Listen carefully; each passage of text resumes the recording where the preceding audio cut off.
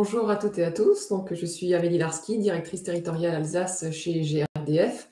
Et aujourd'hui, je vais vous parler du financement de la production de biométhane par le biais d'une solution qui s'appelle Métaneuf et qui est en lien avec la RE 2020. Alors, la RE 2020 impose deux nouvelles exigences, des seuils maximaux d'émissions de gaz à effet de serre à respecter. Donc, pour les logements individuels, 4 kg de CO2 par mètre carré par an. Dans le collectif, c'est 14 kg, ça passera à 6 kg. Et également d'avoir recours à de la chaleur renouvelable locale pour tous les bâtiments neufs. Et pas évident de placer le gaz naturel dans ces conditions-là, mais le biométhane, oui. Et donc le principe de Métaneuf est que le promoteur préfinance la production de biométhane correspondante à la consommation des logements neufs en substitution du tarif d'achat. Tout bâtiment collectif alimenté au gaz financerait une partie du biométhane correspondante à une partie de sa consommation. Et ce mécanisme-là permettrait le financement de nouveaux projets de biométhane. Et donc, je vais vous expliquer le fonctionnement de biométhane à travers un schéma. Ce sera plus simple. Et donc, Métaneuf est un mécanisme qui est simple et qui permet à la maîtrise d'ouvrage en fait, de financer le surcoût entre le gaz naturel et le biométhane sur 50% de la consommation prévisionnelle et sur 15 ans.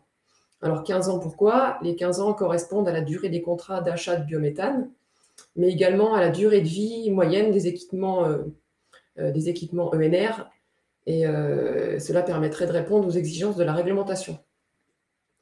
Ce financement, il serait versé à un organisme territorial qui jouerait le rôle de gestionnaire de fonds et qui certifierait en retour le respect de la RE 2020 pour le maître d'ouvrage. Ce même organisme, d'une part, ferait bénéficier des garanties d'origine aux bénéficiaires, donc au collectif, par l'intermédiaire d'un fournisseur, et d'autre part, il contractualiserait via un contrat d'achat de biométhane sur 15 ans avec le producteur de biométhane. Alors évidemment, la RE vient d'être annoncée et laisse peu ou pas de place au gaz. Mais Métaneuf est un concept qui a commencé à vivre il n'y a pas si longtemps que ça. L'idée a émergé récemment pour aider le financement du biométhane en France. Et malheureusement, le concept n'a pas réussi à se raccrocher à la RE 2020, dont les discussions commençaient largement en amont de celle de Métaneuf. Alors pour autant, Métaneuf est un mécanisme séduisant qu'on va essayer de pousser à travers d'autres labels, des labels qui pourraient accompagner la RE 2020, qui pourraient être encore plus exigeants, et pourquoi pas aussi réussir à l'introduire dans la loi 4D. Alors pour vous montrer un peu l'essor du biométhane sur ce schéma, vous voyez que la production de gaz vert elle a connu un essor très important et parce qu'elle était soutenue par l'État. Aujourd'hui, avec l'arrêté biométhane, la filière doit gagner vraiment en autonomie et en compétitivité.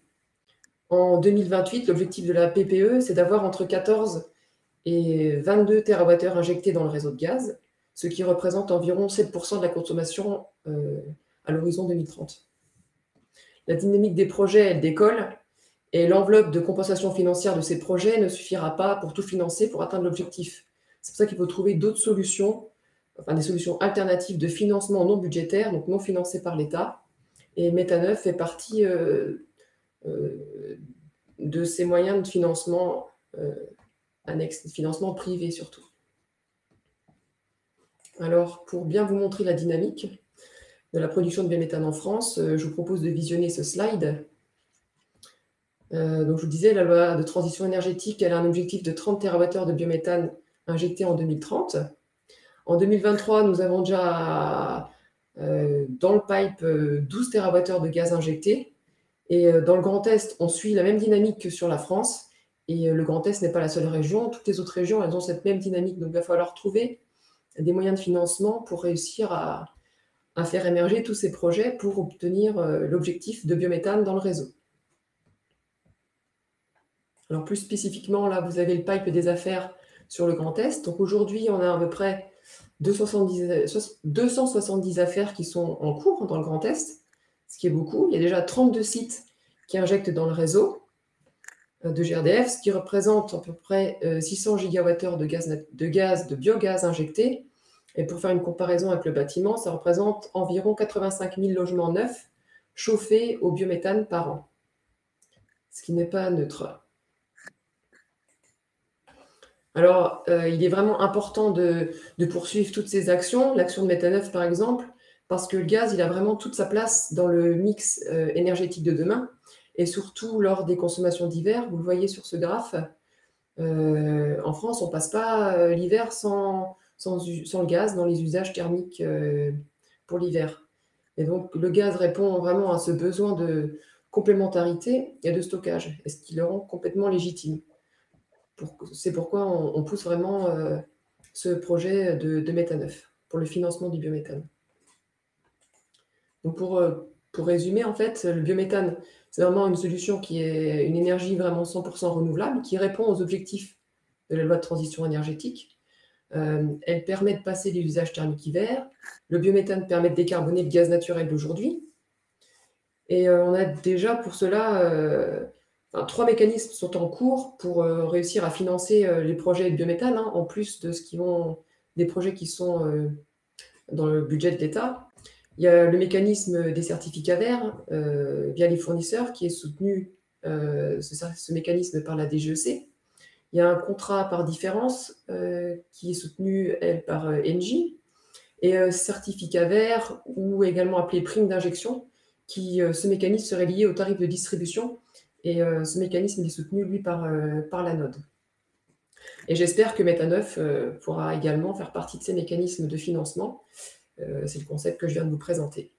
Et je vous remercie pour votre attention et pour votre écoute. Merci beaucoup.